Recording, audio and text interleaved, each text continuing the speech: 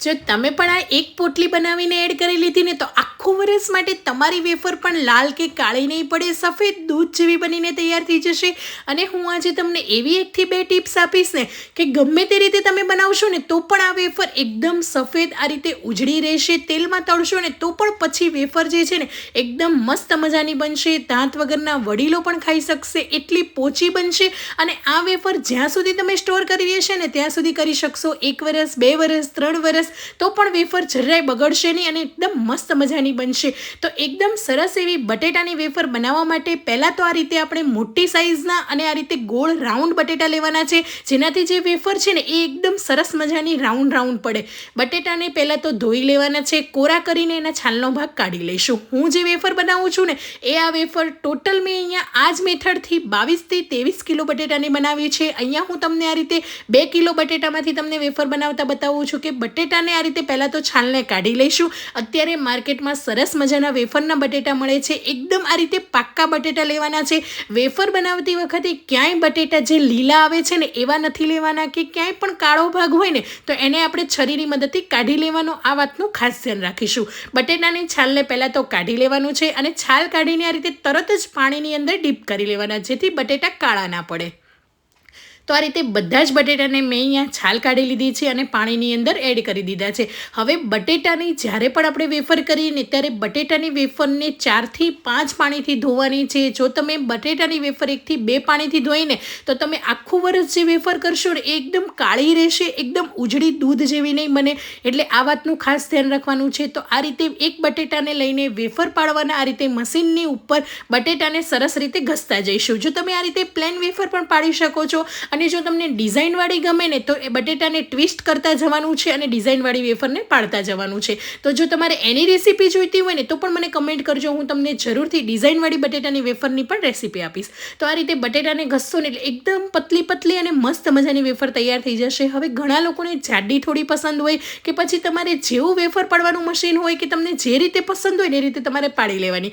મારા ઘરમાં તો આ રીતે એકદમ પતલી બટેટાની ચિપ્સ તૈયાર થાય છે. તો અહીંયા તમે જોઈ શકો છો નીચેથી વેફરને કાઢતું જવાનું. જો નીચે વધારે પડતી વેફર આ મશીનમાં ભરાઈ જશે ને તો એ તૂટવા લાગશે, એટલે આ વાતનું ખાસ ધ્યાન રાખીશું. એક પણ તૂટ્યા વગર આ રીતની આખી જ વેફર આપણે તૈયાર કરી લઈશું. તમે જોઈ શકો છો એકદમ મસ્ત મજાની પતલી વેફર તૈયાર થઈ ગઈ છે. હવે વેફરને પાણીની અંદર પહેલાં તો ડુબાડી દેવાની, કે પછી તમે પાણી ભરીને ઉપર મશીન રાખીને પણ વેફરને પાડી શકો. તો જેટલું વેફરની અંદર વેફર ડૂબે ને એટલું પાણી એડ કરવાનું છે. તો નોર્મલ પાણી અહીંયા મેં લીધું છે. તો આ રીતે વેફરને સરસ રીતે ડુબાડી દઈશું અને વેફરને હાથની મદદથી આ રીતે હળવા હાથે મસળીને ધોઈ લઈશું. હું આ વેફરની અંદર કોઈ પણ લીંબુનો રસ કે ફટકડી કંઈ જ ઉપયોગ નથી કરતી. તો પણ મારી જે વેફર છે ને 2 વર્ષ 3 વર્ષ સુધી પણ એવી જ મસ્ત રહે છે, જરાય લાલ કે કાળી પણ નથી પડતી. તો તમે પણ આ બધી ટિપ્સ ફોલો કરશો ને તો તમારી વેફર પણ એકદમ સરસ બનશે. અને આ વર્ષે ઘણા બધાના લોકોના એવા પ્રશ્નો હોય છે કે વેફર બધાની લાલ થઈ જાય છે. તો તમે આ મેથડથી ફોલો કરશો ને તો વેફર તમારી એકદમ સરસ રહેશે. પહેલાં તો બટેટાની પસંદગી આવી કરવાની કે એકદમ પાક્કા બટેટા લેવાના, લીલા કે કાળા બટેટા નથી લેવાના. હવે આ રીતે 1 થી 2 પાણીથી પહેલાં ધોતા જવાનું અને જેમ ધોવાઈ જાય ને એટલે તરત જ બીજા વાસણમાં ટ્રાન્સફર કરી લેવાની. મેં અહીંયા ટોટલ 5 પાણીથી સરસ રીતે વેફરને ધોઈ લીધી છે.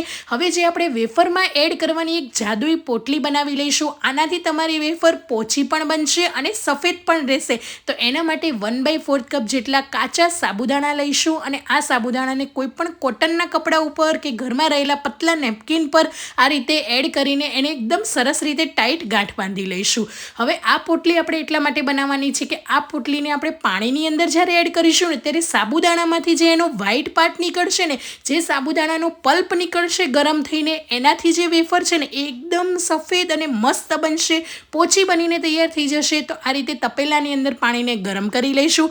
પાણી સરસ રીતે ગરમ થઈ જાય ને એટલે પહેલાં તો સ્વાદ પ્રમાણે મીઠું એડ કરી દઈશું. હું અહીંયા ઘરમાં રહેલી નોર્મલ ચમચીથી 2 થી 2.5 ચમચી મેં અહીંયા મીઠું એડ કર્યું છે. અને જો તમે રેગ્યુલર મીઠું ના ખાતા હોય તો તમે સિંધવ મીઠું પણ એડ કરી શકો. હવે જે આપણે પોટલી બનાવીને સાબુદાણાની એને આ રીતે એડ કરી લેવાની છે અને પાણીને ફરીથી એક વખત ઉકાળી લઈશું. પાણી ઉકળશે ને એટલે સાબુદાણા એકદમ સરસ રીતે ગરમ થવા લાગશે અને એનો જે પલ્પ છે ને ધીમે ધીમે નીચે વેફરની અંદર આવશે અને વેફર જે છે ને એ બધી સરસ રીતે સફેદ થતી જશે. તો આ રીતે જેટલી સમય ને તપેલાની અંદર એટલી આપણે આ રીતે વેફરને એડ કરી લેવાની છે અને ડુબાડી લઈશું. ગેસની ફ્લેમ હાઈ રાખી વેફરને ઘડિયાળમાં જોઈને અને 5 થી 6 મિનિટ જ આપણે રાખવાની છે, વધારે પડતી નથી બાફવાની. બસ 90% જેટલી વેફર બફાઈ જાય ને, હું તમને બતાવું કે કેવી રીતે વેફરને ચેક કરવાની. તો આ રીતે એક સ્લાઇસ લઈને આ રીતે રાઉન્ડ કરી લેવાનું, જરાય તૂટે નહીં. અને એ રાઉન્ડ તમે આ રીતે ખોલશો ને તો પણ તૂટશે નહીં, એ રીતની વેફર કરવાની છે. એટલે આ રીતે બાફવાની છે, વધારે પડતી નથી બાફવાની. જો વધારે બાફશો ને તો એ વેફરના કટકા થઈ જશે. નખની મદદથી પણ તમે આ રીતે હાથની મદદથી ચેક કરી શકો છો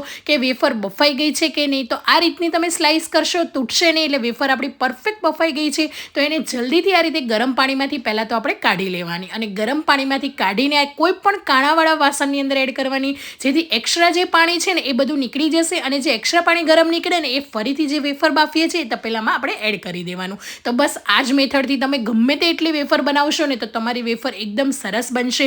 બધું જ પાણી નીતરી ગયું છે તો કોઈ પણ કોટનના કપડા પર કે ઘરમાં રહેલી આ રીતે જૂની સાડી પર એકદમ પહેલાં તો સાડીને સરસ રીતે ધોઈ લેવાની, કે કોઈ પણ તમે ઘરમાં રહેલા દુપટ્ટા પર પણ ફેલાવી શકો છો, પ્લાસ્ટિકમાં પણ ફેલાવી શકો. પણ આ રીતે પ્લાસ્ટિક કરતાં જે ઘરમાં રહેલા આપણી મમ્મીની સાડી હોય કે સાસુમાની સાડી કે દુપટ્ટા પર આ રીતે ફેલાવી લેવાની. તો વેફર સરસ રીતે પંખા નીચે જ રાખવાની. મેં અહીંયા છાંયડે ઘરમાં જ સૂકવી છે. તમારે તડકામાં સૂકવવી હોય તો તડકામાં પણ સૂકવી શકો, પણ ઘરમાં સૂકવેલી જે વેફર હોય ને એની મીઠાશ થોડી વધારે પડતી હોય છે, એટલે ઓવરનાઇટ માટે આ રીતે ઘરમાં રહેવા દેવાની. અને એક દિવસ સુધી આપણે તડકામાં રહેવા દઈશું તો એકદમ સરસ એવી ક્રિસ્પી થઈ જશે. એક વેફર લઈને ચેક કરી લેવાની, જો ક્રિસ્પી ના થઈ હોય તો ફરીથી એક દિવસ માટે તડકામાં મૂકી દેજો. તો આપણી મસ્ત મજાની એકદમ કાચ જેવી અને સફેદ દૂધ જેવી વેફર તૈયાર છે. જરૂરથી મારી આ 2 થી 3 ટિપ્સ ફોલો કરશો ને તો તમે ઢગલાબંધ વેફર આ રીતે બનાવશો તો 2 વર્ષ 3 વર્ષ સુધી બગડશે નહીં. મેં અહીંયા ટોટલ 25 થી 30 કિલોની વેફર બનાવીને તૈયાર કરી દીધેલી છે. ગરમા ગરમ તેલની અંદર તળી લઈશું તો તમે જોઈ શકો છો વેફર ફૂલીને કેવી મસ્ત પણ થઈ છે અને એકદમ પોચી અને સફેદ દૂધ જેવી બનીને તૈયાર થઈ ગઈ છે. તો વેફરને આ રીતે ગરમા ગરમ તેલની અંદર તળીને તરત જ કાઢી લેવાની અને ગેસની ફ્લેમ પછી મીડિયમ કરી લેવાની. હાઈ ગેસની ફ્લેમ પર કરશો ને તો તળીને તમારી વેફર થોડી લાલ થઈ જશે. ગેસની ફ્લેમ લો કે મીડિયમ રાખવાની અને આ રીતે ચિપ્સ એડ કરતું જવાનું અને તળીને આપણે કાઢી લેવાની.